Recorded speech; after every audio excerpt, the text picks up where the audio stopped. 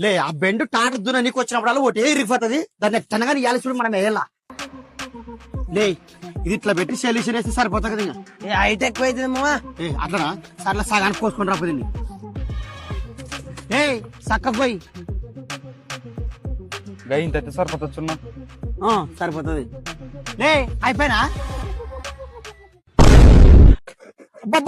ఏం కోస్తున్నాడు ఇక్కడ చూడు ఇక్కడ చూడు ఇక్కడ